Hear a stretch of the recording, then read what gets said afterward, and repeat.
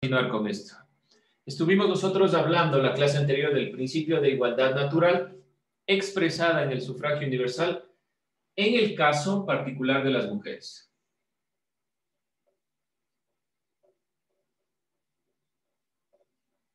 ¿Qué conclusiones sacamos de los videos que pudimos nosotros observar sobre Matilde Hidalgo de Procel y Eva Perón? ¿Qué conclusiones pudimos llegar del principio de igualdad? ¿Qué podemos nosotros decir que es el principio de igualdad expresado en el caso de las mujeres? ¿Cómo lo podemos expresar? A ver, ¿qué conclusiones sacó señor Spin? Dicen, ¿Qué conclusiones sacó de lo que observamos la clase anterior? ¿Qué recuerda de los videos?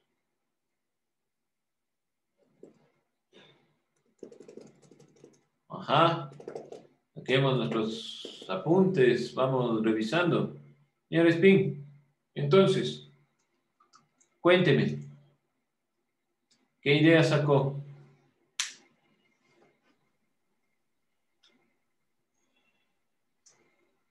Dígalas, sin miedo. ¿Dónde está buscando? no, ¿En la computadora, en el cuaderno? Ajá. Vamos, bueno, jóvenes, pongan atención, por favor. Les pido de favor, pongan atención a lo que nosotros estamos observando, que hay elementos que debemos reconstruir y deconstruir, es decir, irlos separando. Ayúdeme, Doménica.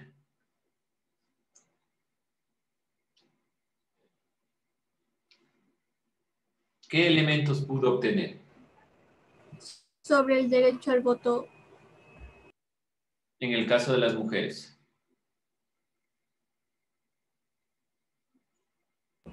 Matilde Hidalgo fue una influencia para el derecho al voto en el caso de las mujeres. ¿Por qué? Sí, pero ¿por qué?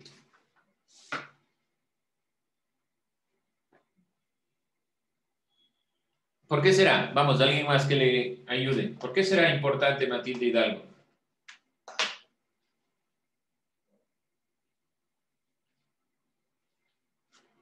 Razones. Vayan pensándolas. ¿Qué razones pueden ser las más importantes?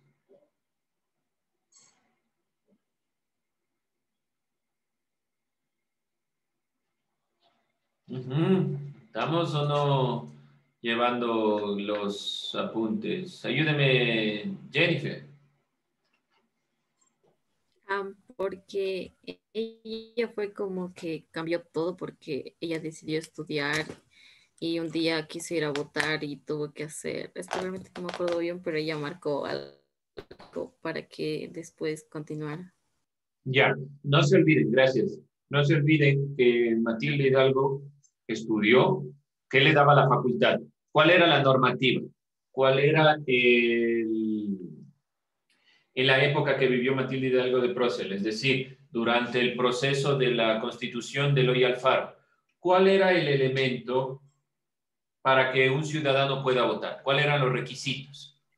Tener 21 años, saber leer y escribir. En la Constitución de 1871.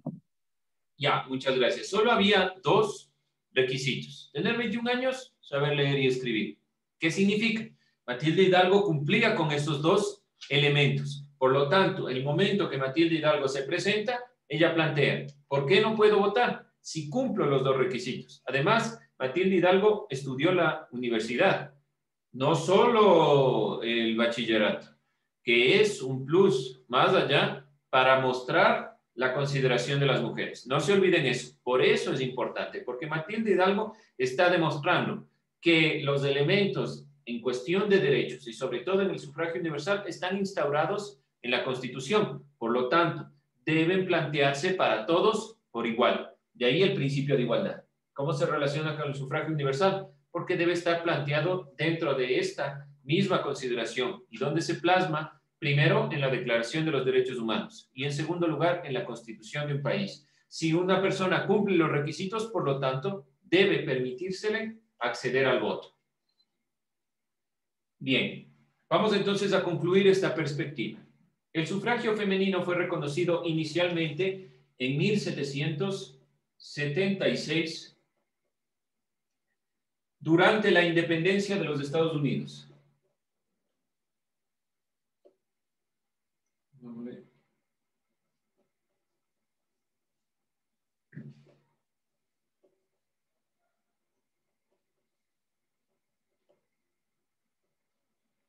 La independencia es fundamental, la independencia de los Estados Unidos, como un parámetro de cambio. Es verdad, no es que las mujeres, solo porque se dio la independencia, pudieron acceder, pero por lo menos estuvo planteado como una visión cuando se estableció el derecho de todas las personas, es decir, el sufragio universal.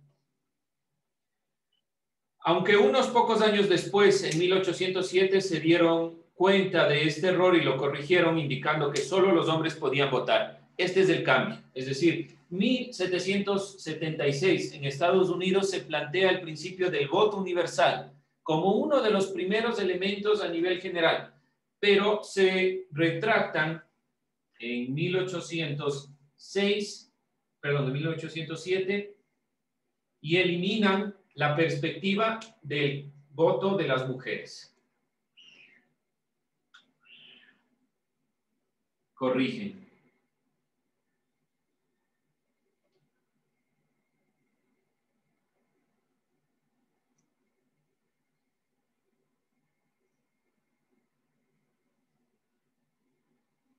Esto tener en cuenta que muchos de los países, imagínense Estados Unidos, que parte de la idea de la libertad, todos somos iguales, todos participamos dentro de estas consideraciones, eliminan este sentido. Este país reconoce el derecho al voto femenino recién después de este proceso. Aquí las mujeres podían votar gracias a la independencia de los Estados Unidos. Aquí, en 1807, a partir de la eliminación de este decreto, se corrige y las mujeres no pueden votar. Y tiene que pasar hasta 1920 para que los Estados Unidos reconozcan nuevamente el derecho al voto. Pero ¿cuál creen que era la diferencia? ¿Quiénes serían las mujeres que podían votar en 1920? ¿Qué creen ustedes? ¿Cuál era el problema principal en los Estados Unidos en los años 20? Y en general en todo el mundo. ¿Qué creen ustedes? ¿Cuál sería el problema? Porque aquí aquí ya se da el voto de las mujeres. Vuelve a la consideración del voto de las mujeres. Pero solo unas ciertas mujeres. ¿Cuáles? ¿Cuáles acceden al voto en 1920? ¿Cuáles creen? Las de color blanco. Ya, sí, solo las mujeres blancas. ¿Cuándo se da realmente en Estados Unidos el voto general? Es a partir de los años 60. Entonces, 65. Aquí sí ya podemos hablar de voto universal.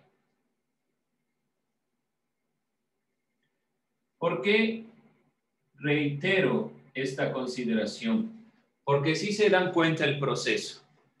¿Por qué en 1776 los Estados Unidos decreta el voto o el sufragio universal? Porque los Estados Unidos se fundamenta en el criterio principal de lo que será posteriormente la Revolución Francesa, la filosofía ilustrada.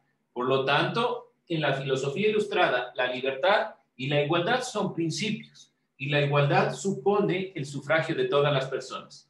En 1807 corrigen esta perspectiva y tiene que pasar hasta 1920, más de un siglo, para que las mujeres puedan votar. Pero solo un grupo de mujeres, solo las mujeres así llamadas blancas.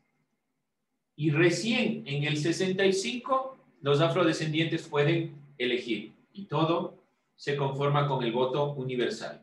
¿Cuándo comenzó a votarse en el Ecuador? ¿Cuándo ejerció este derecho Matilde Hidalgo de Procel? ¿Alguien recuerda? Comparándolo con Estados Unidos.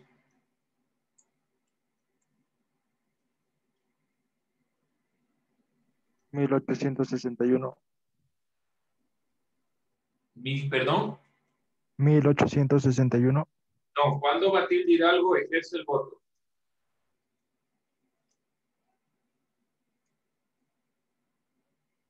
Matilde Hidalgo vive desde 1889 hasta el 74. Así que no puede haber votado porque ni siquiera nacía en esa época. ¿Alguien recuerda?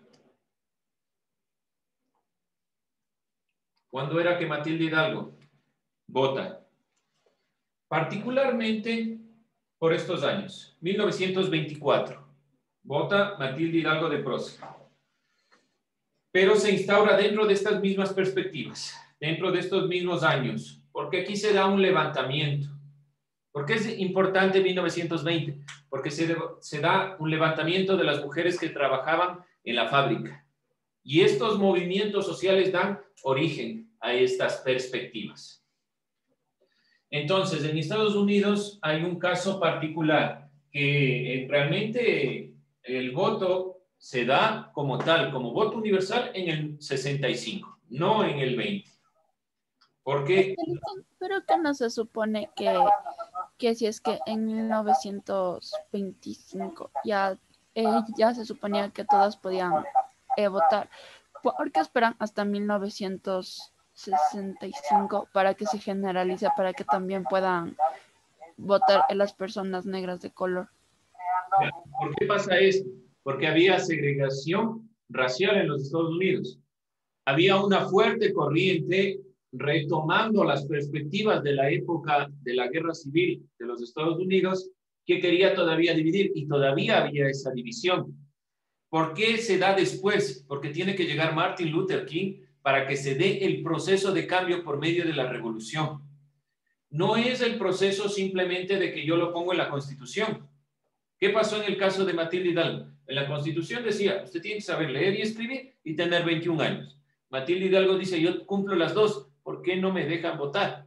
¿Se dan cuenta? Tiene que haber un proceso mucho más amplio. Entonces, en los Estados Unidos, las personas afrodescendientes no tenían los mismos derechos. Según la Constitución, sí, pero en la práctica cumplían roles diferentes. Por ejemplo, ¿qué pasó? ¿Cuál es uno de los hechos fundamentales para esta consideración de los afrodescendientes en los Estados Unidos?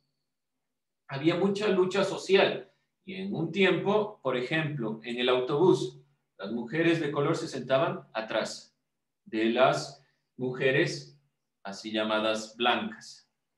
¿Qué pasa? Una mujer de color se sienta en la parte delantera del autobús.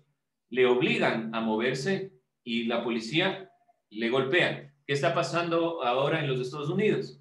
Estamos viendo una recesión del sentido de odio racial parecido al de la época de los años 20 hasta el 65. ¿Sí? ¿Qué está pasando? ¿Alguien ha escuchado tal vez con el caso más famoso de George Floyd? De lo que la policía incide en un caso fuerte de violencia contra un afrodescendiente. Se están dando casos de este estilo. Lo mismo sucedía en ese tiempo.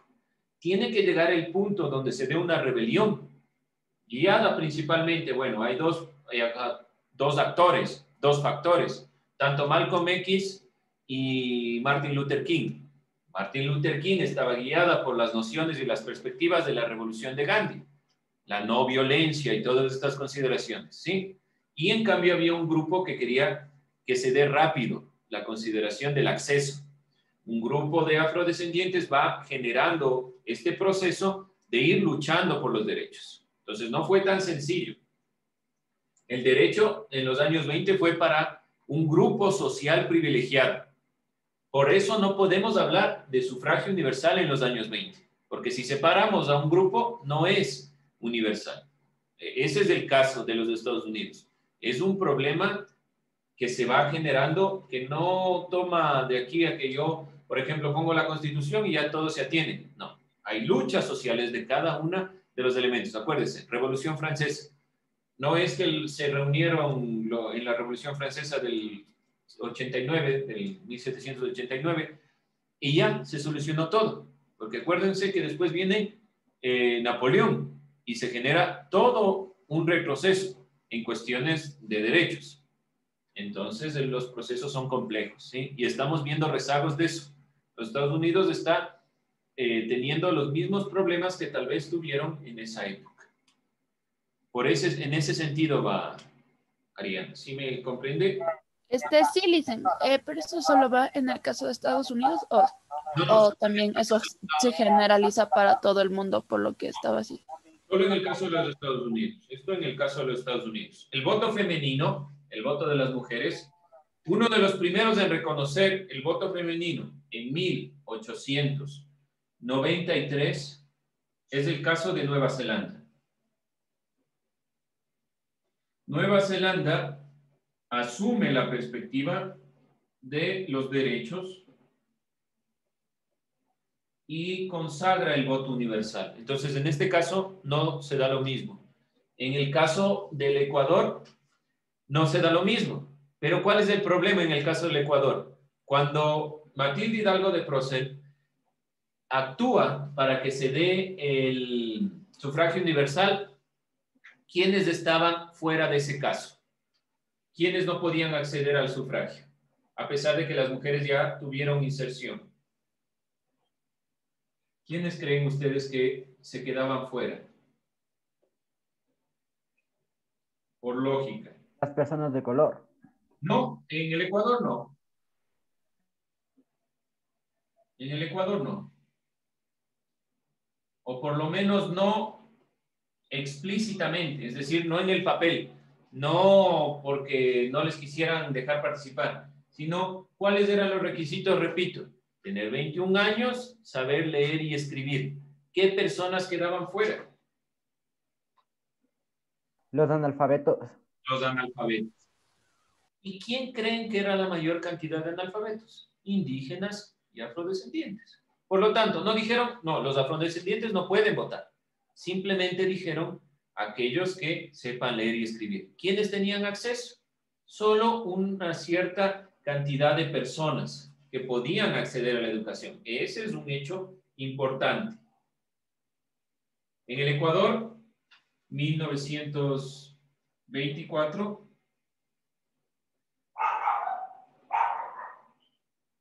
Matilde Hidalgo de Procel, sí, es la primera. Y sería la primera consagración en América en general, a pesar de que en los años 20 se proclamó en los Estados Unidos, no fue para todos.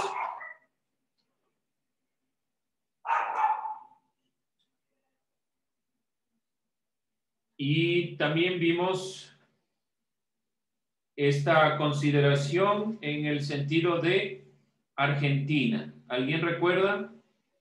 De Eva Perón.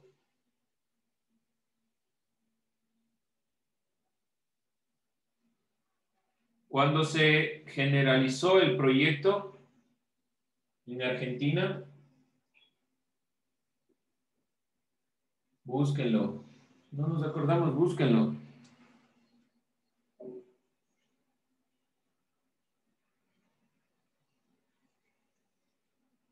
No se olviden que principalmente se instaura, se consagra en Argentina en 1947 con Eva Perón, pero ya venían dándose algunos elementos desde 1938 con las mujeres como Paulina Liuzzi, que van instaurando las consideraciones en Argentina también. ¿Sí?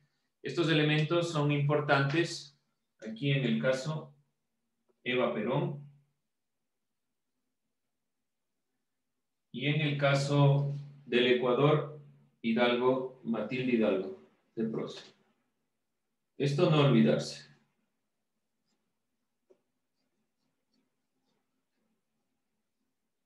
Entonces, si la consagración de la Constitución de 1906 del Ecuador, la Constitución, solo manifestaba, esta Constitución de 1906 Presidente que la proclama.